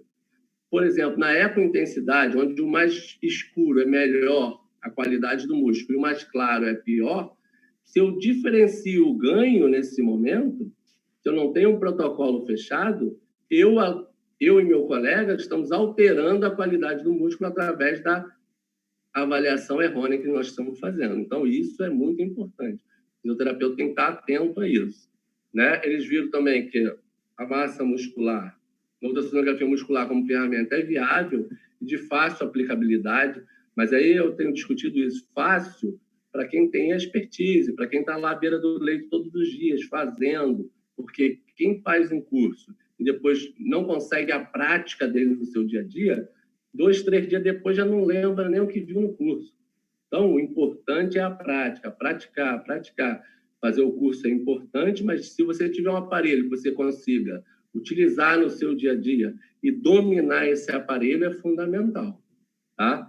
E a avaliação e acompanhamento da perda de massa muscular na UTI é possível, tem vários grupos de estudos no Brasil que fazem também essa possibilidade. O pessoal do Rio Grande do Sul acompanha bastante, né, a avaliação muscular, só que com expertise, com treinamento, com exaustão de exame. Então, antes de chegar na beira do leito para avaliar o paciente, isso é muito importante. Isso aqui, ó, é o meu slide final para agradecer a todos que passaram aí pelos meus cursos, né? Nós estivemos juntos lá no Rio Grande do Sul, com a galera lá do Hospital do Paulo, né, do Cristiano, bem legal. O evento foi legal, a gente fez um curso pré-congresso, eu e você, e aí a gente trocou várias experiências lá, bem interessante. Aqui são várias pessoas de vários lugares do país, que onde eu pude aí levar meu trabalho. Aquela intercorrência aí com a empresa de aparelhos de ultrassonografia não vai diminuir a importância da ultrassonografia para o fisioterapeuta, não vai diminuir o interesse do fisioterapeuta pela ultrassonografia.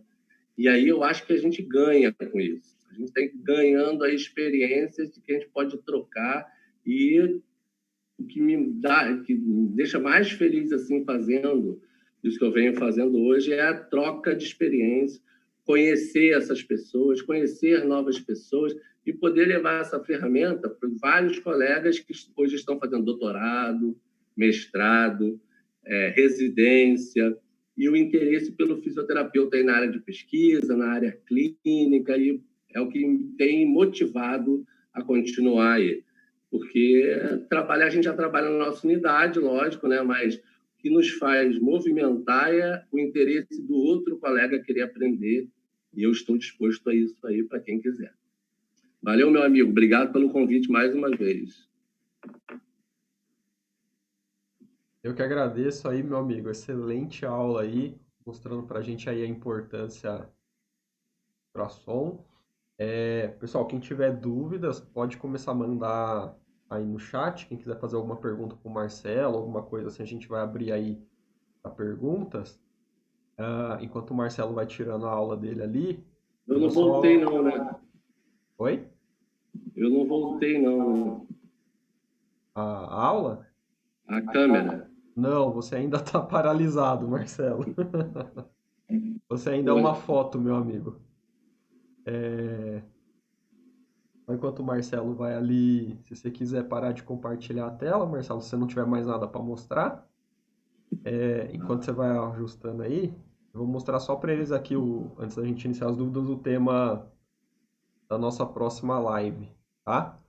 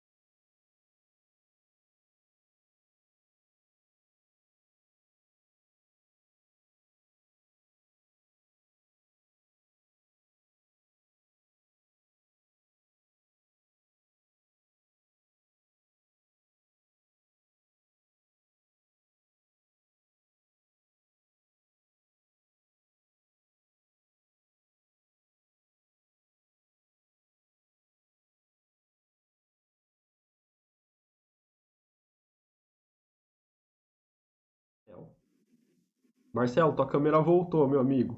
Voltei, cara. Aí, Consegui ligar aqui, ó. pode... Mire em você e pode parar de compartilhar a tua tela. Você vai mostrar mais alguma coisa? Você quer mostrar mais algo? Não. Não? Deixa eu ver se dá para abrir assim. Se você quiser parar de compartilhar a tua tela, porque daí as nossas câmeras ficam maiores aí na tela aí. Como é que eu faço? Deixa eu fazer aqui para você, peraí. Isso.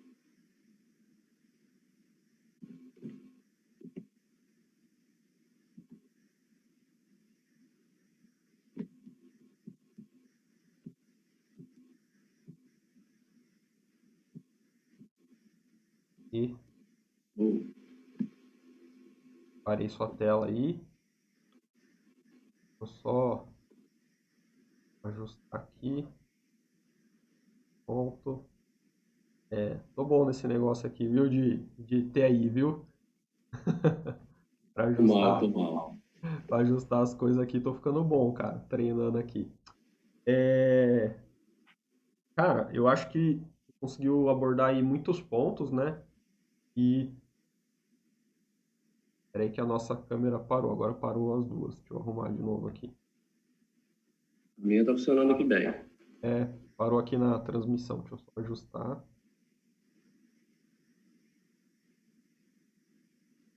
Aí, de volta. Agora estamos aparecendo. Você conseguiu abordar aí vários pontos, né, do ultrassom pulmonar, diafragmático, muscular. Você tocou em alguns pontos importantes aí da importância da gente utilizar o ultrassom ao invés de outros métodos mais antigos, digamos assim, né? Inclusive você falou aí relação entre o ultrassom e o raio-x. Um ponto que eu acho que você não falou, não mostrou pelo menos nenhum trabalho, mas acho que é legal falar um pouquinho, é sobre o ultrassom e a ausculta, né? Porque a gente usa muito a ausculta como ferramenta, mas ela tem uma especificidade, uma sensibilidade muito baixa, principalmente quando a gente compara com o ultrassom, né? As mesmas situações, o ultrassom tem uma sensibilidade, uma especificidade muito melhor, né? É verdade. Tem trabalhos que comparam tanto o raio-x quanto a ausculta pulmonar com a ultrassonografia.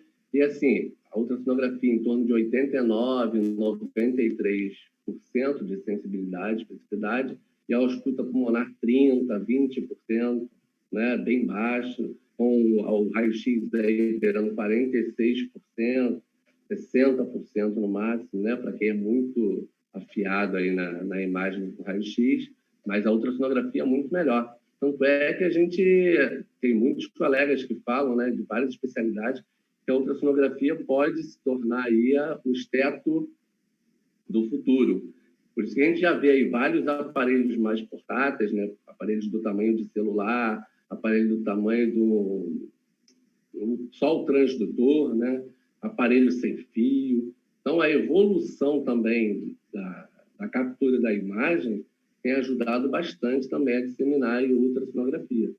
E a ausculta pulmonar tem uma sensibilidade muito baixa, né? Porque você ausculta e a ausculta está abolida, por quê?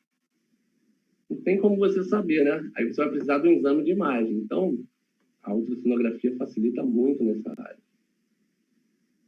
Eu também acho aí que daqui a uns anos o que a gente vai ver a gente usar muito mais o ultrassom, até não sei se vai chegar a substituir, porque obviamente o esteto é um instrumento muito mais simples e rápido de usar, mas a gente vai ver uma boa aplicabilidade aí em casos que a gente só dependia da ausculta, a gente vai passar a usar a ajuda do ultrassom para tomada de decisão muito mais, né?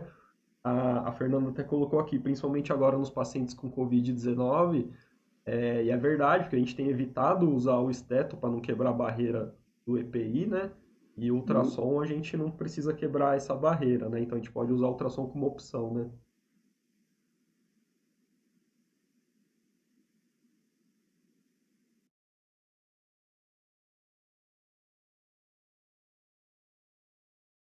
Tá me escutando, Marcelo? Marcelo, deu uma congelada aqui, eu não sei se a... É. Aí, voltou. Marcelo, você tinha travado aqui, eu não tinha... a gente não escutou nada, você falou alguma coisa? Voltei? Voltou, agora eu tô te escutando. A minha câmera voltou? Não, sua câmera travou agora de novo, e mostrando a língua ainda, viu, pô? Essa câmera aqui foi uma boa ideia sua, mas não... Você vê que ela ajudou, mas não resolveu, né? Bom, mas já facilitou. Aí, Vou agora deixar ela assim. sua imagem Ah, voltou agora, você tá de volta. Você precisa comprar um eu não webcam, estava pô. falando, tava falando do Covid-19, estou na webcam, assim, melhor. É, falando da Covid-19, assim, a gente está evitando bastante tocar em algumas coisas, né? E a colega até me perguntou, mas como é que você faz para eleger o paciente para avaliar na Covid-19? Geralmente, o médico está lá fazendo uma punção ou algum procedimento com ultrassom, você entra e avalia. O aparelho já está lá, já está com a que a gente chama de proteção. Então, quase todos os pacientes precisam de utilizar ultrassom para algum procedimento. Ele já está lá, você já faz essa avaliação. É sempre bom aproveitar, né, as oportunidades e até ampliar esse trabalho multidisciplinar, né, das disciplinas aproveitarem o equipamento, dividirem a ferramenta, cada um com o seu objetivo específico, né? Exatamente. Ô Marcelo, ah, quando a gente teve o Cifir lá em Manaus, a gente teve a participação do Aymeri, o Aymeri Lenendre, né, que é um francês, um fisioterapeuta francês, não sei se você conhece, deve ter visto pelo menos algum Conhece? trabalho dele, alguma coisa. A gente tem alguns países aí que estão um pouco mais adiantados, né, no uso do ultrassom. A gente tem, por exemplo, os australianos, a gente tem o pessoal lá do Reino Unido, né, com o Simon, e acho que você já teve Sim. contato com o Simon também, né? Ah, E o pessoal lá na França. E foi bem interessante, eu estava conversando com a Emery nessa oportunidade lá em Manaus, sobre o uso do ultrassom, não só como uma ferramenta para a gente enxergar e tentar ter uma ideia melhor do que está acontecendo, mas também como uma tomada de decisão, até ele estava falando que eles usam para decidir se eles têm o que fazer ou não com aquele paciente, né? Então, quando a gente vê, por exemplo, lá na aula que você mostrou aquela evolução das 4 imagens, desde o pulmão aerado até o pulmão com consolidação, seriam os extremos, né? E aí ele fala que dependendo da imagem que ele enxerga, ele sabe que a manobra dele, que a ferramenta que ele tem lá para usar vai ter efetividade ou não, e aí ele escolhe os pacientes que ele vai atender com o uso do ultrassom, né? Vocês têm feito algo nesse sentido, assim, mais de tomada de decisão prática da fisioterapia? sim, sim. Então, lá nós também conhecemos ele, né? Eu, através do meu intérprete aqui, o Cláudio Lacerda, meu amigo fisioterapeuta aqui de Niterói também, fez um intercâmbio lá no inglês com ele e foi muito legal. Ele foi muito, assim, despojado, conversou com a gente bem legal depois da palestra dele, e aí a gente trocou algumas ideias, ficamos de fazer contato também. E o Simon, a gente tem falado aí quase que mensalmente com ele para desenvolver alguns trabalhos. Isso a gente tem feito aqui, sim, assim, ó, dependendo da mudança da aeração, a gente indica ou contraindica a ventilação não invasiva, por exemplo. A gente tem experiência aqui de pacientes com derrame pleural volumoso, onde o pulmão não consegue expandir e a ventilação também não vai fazer com que ele faça a expansão e fique expandido. Então, isso a gente contraindica a conduta e aí outra possibilidade de terapia com cirurgião torácico, ele reavalia, essas coisas. A pós-ópera de cirurgia cardíaca a gente recebe hoje, a gente tinha um protocolo que todos eles faziam ventilação não invasiva pós-ópera, no dia posterior à cirurgia, né? Hoje a gente não faz mais essa indicação assim, a gente já avalia a aeração pulmonar, avalia a hemodinâmica do paciente e grande parte dos pacientes hoje não fazem mais ventilação não invasiva se não tiver essa alteração na aeração pulmonar. Então, é por isso que a gente faz o exame, né? Para indicar alguma coisa que vai ser efetivo. Eu, estudando aí um pouquinho mais, a gente tem visto aí várias possibilidades de utilização do ultrassom. Eu tenho uma colega aqui agora que eu conheci há pouco, a Natália, lá de Minas Gerais, que ela faz o acompanhamento do assoalho pélvico do paciente. Então, ela vê a contração muscular durante lá o exercício que ela realiza para melhora da musculatura do períneo. Então, ela consegue avaliar pré, durante a contração e depois a efetividade, se aquilo tem uma efetividade. Se não tiver funcionando, será que ela vai aumentar com essa possibilidade com eletroestimulação ou com outras possibilidades de exercício? Então, é nisso que é a minha briga pelo ultrassom com a fisioterapia. A gente não quer tomar a área de ninguém. A gente não quer dar diagnóstico que não é o fisiodiagnóstico. A gente não quer ultrapassar barreiras. Nós queremos utilizar a ferramenta em prol daquilo que vai melhorar a avaliação do fisioterapeuta.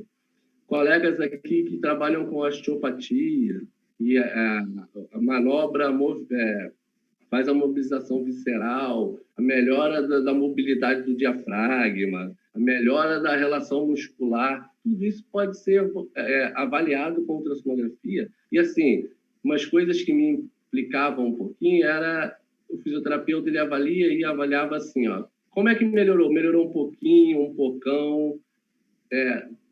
A gente hoje tem a possibilidade de avaliar o padrão, de avaliar quantitativamente qual é a excursão do diafragma, qual é a contração, se melhorou a contração através do DTF, se a espessura está aumentando. Então, tudo isso influencia e aumenta aí a área de pesquisa, aumenta a área de interesse.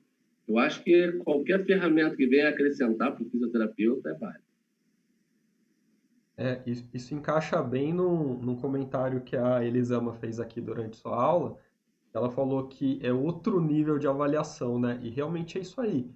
O que a gente quer com o ultrassom é elevar o nível da avaliação, porque muitas vezes a gente ficou limitado nas ferramentas que a gente tinha, né, na avaliação, em conseguir enxergar o que estava acontecendo, as mudanças ao longo do tempo, e hoje com o ultrassom a gente tem essa possibilidade, né? Então, a gente aproveitar e levar ao máximo, né, esse uso para aumentar a nossa assertividade. Você comentou até ali no final que você falou do grupo do Einstein, né, ali naquele trabalho ali sobre o uso por diferentes profissionais. Eles têm um trabalho muito legal também, que é um estudo de caso, e quem comanda muito isso lá na UTI hoje é o pessoal da nutrologia.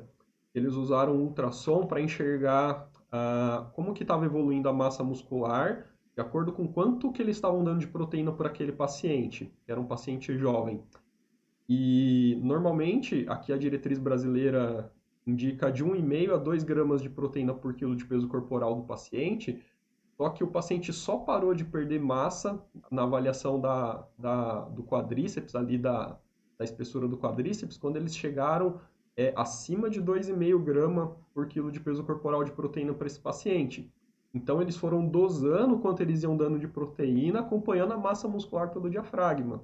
Então, é muito legal você poder usar a ferramenta de uma maneira tão assertiva desse jeito, e somando aí o que a gente tem de dar proteína para o doente, no pessoal da nutrologia e da nutrição, com a gente fazendo a reabilitação física desses pacientes, né?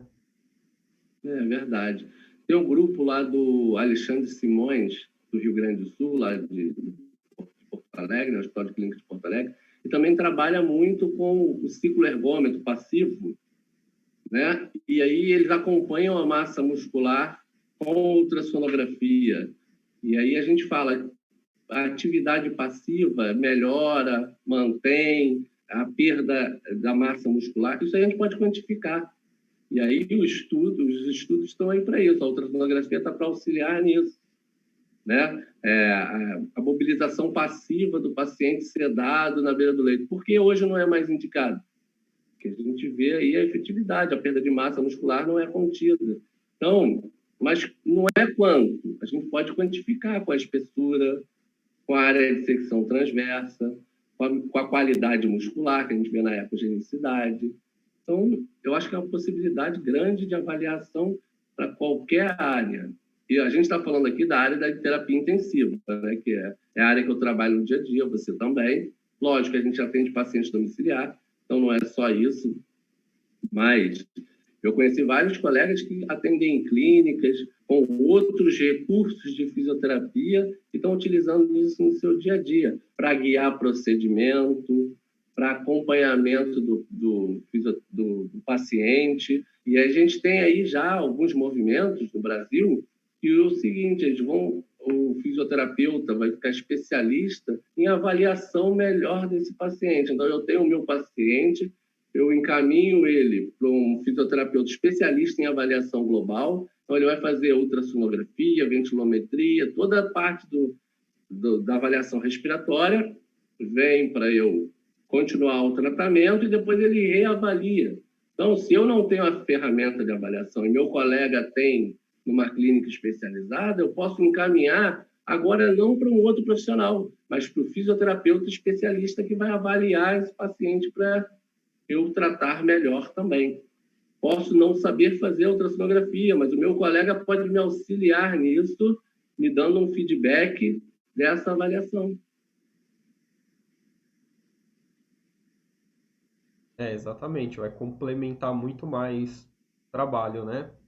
Voltando só um pouquinho, Marcelo, lá no ultrassom pulmonar, você falou sobre o protocolo Blue e sobre o protocolo LUS. Lá em Manaus ainda eu perguntei isso pro Aimeri, ele falou que ele não usava o Blue, né? Ele usava o LUS na época, não sei como que tá agora, o que ele tem usado. E os dois protocolos, assim, a gente precisa escolher um dos dois para utilizar, eles são complementares, eles servem para a mesma coisa ou têm finalidades diferentes? Só explica um pouquinho mais. Ele tem finalidade diferente, né? O protocolo Blue, ele trabalha com padrões. Então, ele tem o padrão A de linha A, padrão B de linha B, padrão C de consolidação, padrão AB, é onde você tem linha A de um lado, linha B do outro, aí pode diferenciar do líquido só numa região. Então, ele não trabalha com análise quantitativa. Já o protocolo LANS, ele pontua. Então, ele trabalha com essa análise quantitativa. Então, eu vejo a melhora da aeração através de pontos. Por isso que são finalidades diferentes. Se eu vou fazer um trabalho de pesquisa, onde eu preciso mostrar dados quantitativos da melhora da aeração, eu trabalho com o protocolo LANS. Mas, se eu estou na emergência e vejo a avaliação para melhorar, para indicar algum procedimento, eu não preciso pontuar só naquele momento. Eu posso avaliar o padrão e fechar o diagnóstico. Então, são possibilidades diferentes. Tem colegas até que não gostam de fazer avaliação com o protocolo Blue, porque ele nos direciona ao diagnóstico nosológico, como se o diagnóstico nosológico fosse privativo do médico, e não é. Todas as áreas podem fechar o diagnóstico nosológico, né? Como está falando lá na lei do ato médico, não ficou privativo do médico. Mas nos direciona ao melhor diagnóstico naquele momento que eu preciso ser rápido. Não preciso pontuar. Ali me dá uma direção melhor. Mas já para pesquisa, já para acompanhamento do paciente na unidade de terapia intensiva, por exemplo, hoje a gente fez o TRE e a pontuação do protocolo LANS era 20. Amanhã, depois de hemodiálise, de urina, de Lasix, de diminuição da congestão, eu venho e faço o protocolo LANS hoje, está 14. Então, eu tenho diferenciação quantitativa. Então, eu posso decidir pela extubação ou não, nesse caso desse protocolo. Perfeito. Eu sei por que ele trabalha com o LANS, porque ele, no dia a dia dele, ele também trabalha com aeração pulmonar. Ele avalia mais a aeração pulmonar para indicação de terapia. E aí, nos trabalhos dele, ele até fala, porque para você ver uma telectasia, uma consolidação, expandir, ele precisa pontuar melhor isso, para ver se ocorreu a melhora. Você ter um padrão B e sair com um padrão A é uma melhora, mas é de padrão. Agora, se você tinha 12 pontos e caiu para 8 pontos, você tem uma melhora quantitativa. É por isso que ele usa no dia a dia. E às vezes para você sair de uma linha B para uma linha A, uma resolução total assim da aeração é muito difícil, né, de uma vez. Às vezes não é tão rápido o processo assim, né? E aí o LANS consegue talvez mostrar um pouco melhor essa melhora progressiva, né? Você até comentou um pouco sobre o LANS modificado. Eu acho uma boa alternativa porque nem sempre a gente pode contar com a ajuda de outras pessoas para posicionar o paciente mais adequadamente, né, para fazer a área posterior no LANS, né? Então acho que ajuda bastante nessa adoção do LANS modificado em algumas oportunidades, né? É verdade. Na cirurgia cardíaca, por exemplo, é contraindicado você colocar pela esternotomia, né? Então, não tem como avaliar posterior. O paciente ainda chega sedado, entubado, e aí vai evoluindo ali para retirada do tubo. Então, eu utilizo muito mais os 4 pontos do que os 6 pontos do mTOR. O Jonathan e a Gleice perguntaram do uso do ultrassom na pediatria e na neonatologia. Eles são da área da NEL, né? E da PED. Eu até vi que esses dias você postou uma foto fazendo na NEL, né? Comenta um pouquinho pra gente sobre a PED e a NEL. Então, é novidade para a gente, né? Porque não é a área da minha atuação. Eu vou quando eu sou convidado, aí eu vou lá na clínica para avaliar e, né, gosto bastante, principalmente de colocar o colega que está lá para fazer. Geralmente, quando eu vou visitar esses hospitais, centros, CTIs, eu não faço. O colega que está lá que vai fazer. E aí tinha uma colega lá, aí ela fez e a gente começou a avaliar. O protocolo de avaliação é parecido. O que muda é as áreas de avaliação, porque às vezes o transdutor, por exemplo, na neonatal, pega o tórax do paciente todo, o hemitórax todo. Então não precisa ficar varrendo muito. Não tem superior e inferior. Você vai descrever superior e inferior através de uma imagem só. Então é bem legal, bem interessante. A pontuação é a mesma, os critérios são os mesmos, só que a gente ainda não tem muito trabalho publicado. A gente sabe que o DTF tem uma margem mais inferior, tolerável para disfunção. Hoje já a gente leu um trabalho com 17%, abaixo de 17% pode ser considerado disfunção, mas ainda não tem muito trabalho. Eu tenho um colega aqui, um incentivador, né, bem grande, o Guilherme Chereni, daqui do Rio de Janeiro, que a gente tem aí várias possibilidades de avaliação. Agora a gente vai começar a trabalhar mais próximo, né, na mesma rede de hospital, então isso vai ficar um pouquinho mais justo para a gente atuar aí com esse público. Mas volto a falar, eu gosto muito de colocar o pessoal que está lá para fazer. Eu não sou muito de criança, não, porque eu tenho 2 filhos e essa aproximação aí com CTI pediátrico, para mim, é um pouquinho traumático.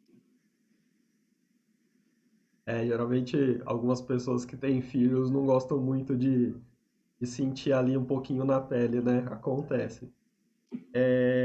Deixa eu ver aqui. O Jairo perguntou da avaliação da excursão diafragmática.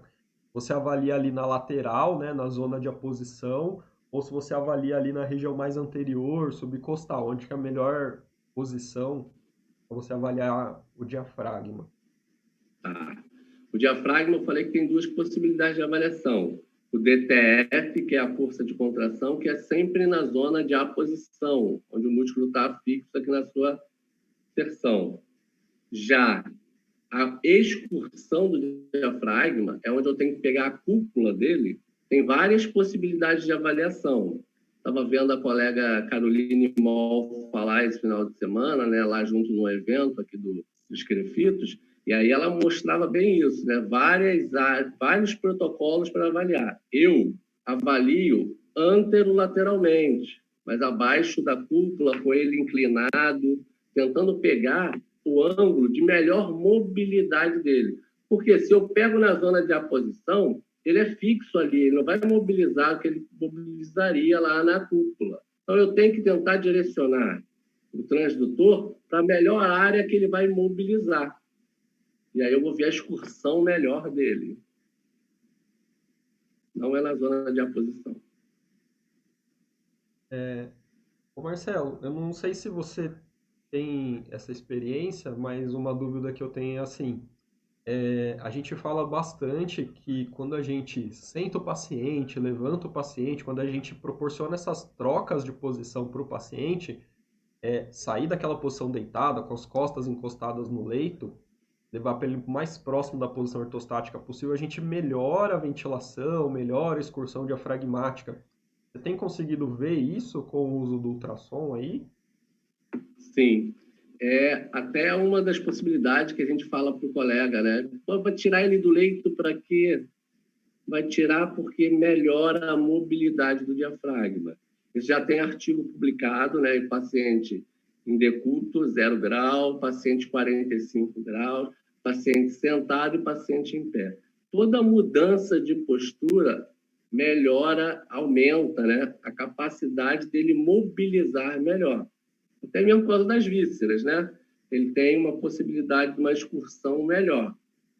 Então, de deitado para sentado para em pé, a tendência é aumentar essa mobilidade. Lógico que existem patologias que dificultam um pouco, por exemplo, o DPOC, que tem o diafragma mais retificado, ele tem dificuldade de mobilizar em qualquer postura, mas já o paciente pós-óbito de cirurgia cardíaca, ele tem uma mobilidade a partir do momento que ele vai saindo do leito. Por isso que hoje a gente tem um protocolo aqui que a gente preconiza tirar o paciente do leito até 24 horas após a cirurgia, a chegada dele na UTI, com estabilidade hemodinâmica, para melhorar a capacidade ventilatória. E aí a gente até não faz a ventilação não invasiva, também com esse intuito de tirar ele o mais precoce possível do leito. Antigamente, o paciente chegava aqui com respiron debaixo do braço para operar, para a cirurgia cardíaca, né? Hoje, ele chega com chinelo. A gente quer tirar ele o mais rápido possível e colocar em pé. É uma troca muito sensata, viu? Trocar o respiron por um chinelo faz muito sentido, muito melhor, viu? Inclusive o chinelo vai levar o paciente muito mais longe, né? Com certeza. Pessoal, se alguém tiver mais alguma dúvida, pode mandar aqui no chat. Ô Marcelo, você vai ter mais um curso online, né? Você teve um curso online recentemente, aí você vai ter mais uma nova edição, é isso? Nós estamos programando aqui um curso online, né?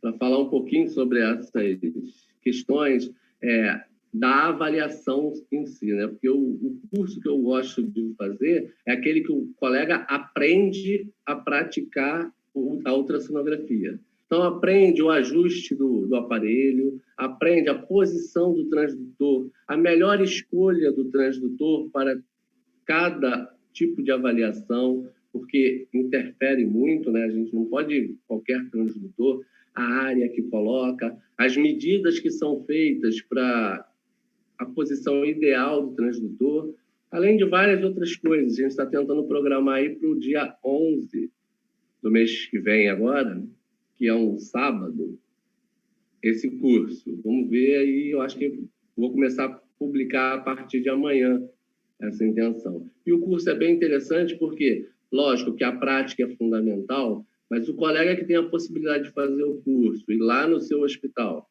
ter o aparelho, a gente pode trocar aí várias ideias por mensagem, por ligação, e a gente conseguir também com que ele faça lá esse ganho.